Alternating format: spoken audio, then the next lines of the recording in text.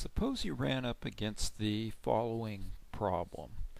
It's an integral of 1 over x to the fourth minus x cubed dx. And how would you solve this problem? Well, maybe you take a look at that thing and you're thinking, I don't think U substitution will be any help. I can't see any outright way to integrate this. Even splitting it up into integration by parts, that doesn't seem like it would be profitable for us to do that. But then it may occur to you that if you take a look at that integrand, it would be nice if we could rewrite that in such a way that maybe it was broken up into smaller rational expressions that we could integrate separately. And maybe then it also occurs to you that this was one of the topics back in pre-calculus. It had a name, and maybe you can recall what that name is. Partial fractions decomposition. Partial fractions decomposition. And so you're thinking, well, that might be worth a try. Let's see if we can take that integrand and rewrite it in such a way that we can integrate each part of it. And so let's see if we can remember how to do partial fractions decomposition. So let's rewrite that. 1 over x to the fourth minus x cubed. And what's the first thing that occurs to you as you look at that fraction? Well, you might be thinking you could certainly factor out an x cubed out of the denominator. Okay, well, let's do that. So we have now 1 over x cubed times the quantity x minus 1. And now if you can remember back to pre-calculus, you can maybe, it comes to mind that this was one of the cases that you could do partial fraction decomposition. We have some linear factors here, and as a matter of fact, we have one linear factor that's repeated, x to the third. And maybe you're thinking, I remember kind of how this goes. You rewrite that, or you set that equal to a over x plus b over x squared plus c over x cubed, and then plus d over the other linear factor we have down there, x minus 1. Now, what was the next step? And maybe you're thinking, well, I can recall, I think the next step was that you multiply both sides by the common denominator, which would be x cubed times x minus 1. Okay, let's do that. So on the left side of the equal sign, we now, the x cubed times x minus 1 cancels out, and we just have a 1 left there. And what happens on the right hand side? And you're taking a look at that and you're thinking, well, something cancels out of each of those terms.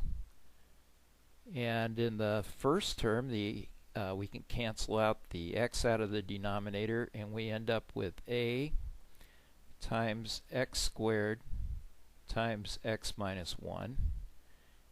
And then you're probably thinking, well, in the second term we'll have the x squared will cancel out of the denominator, and we'll have bx times x minus 1. And then in the third term,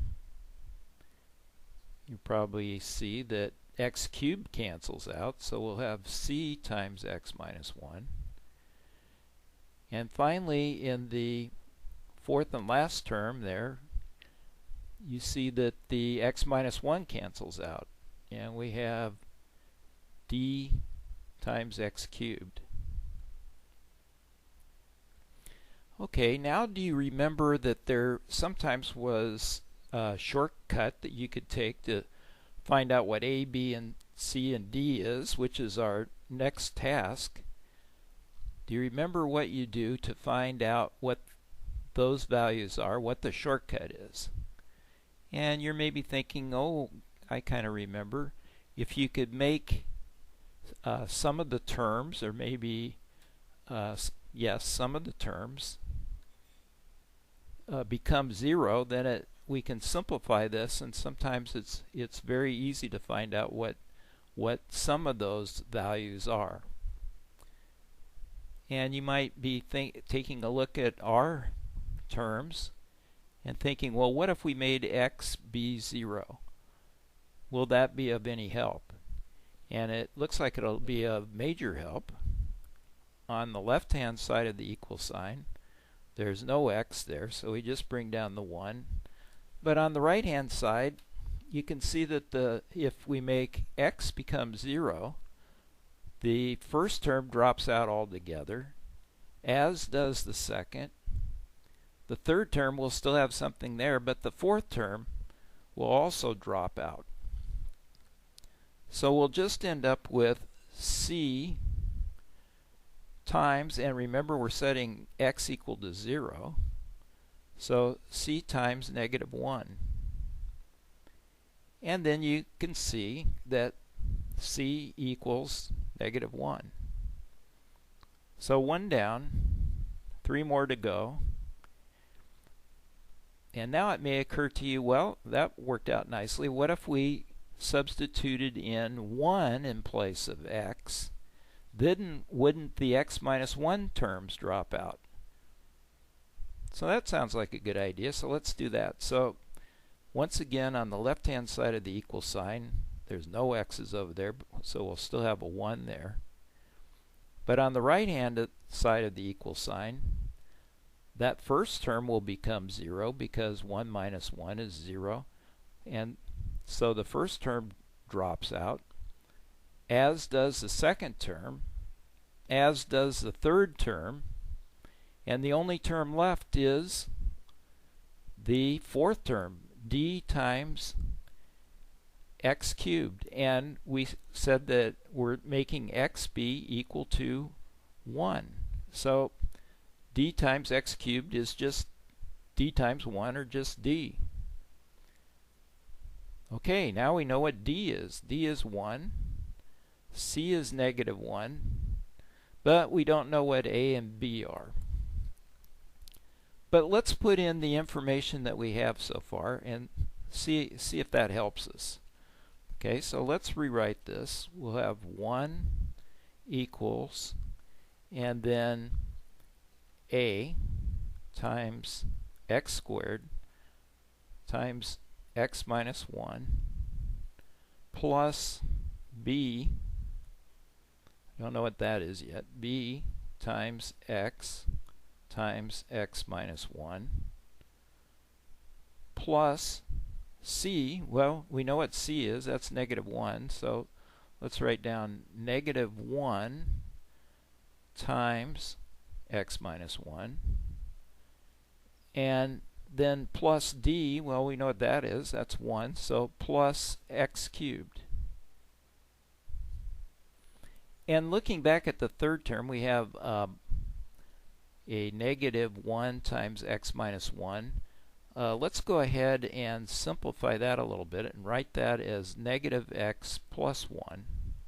Just write that right above and cross out the minus 1 times x minus 1. And I see we've run out of time, so we'll finish this next time with part 2.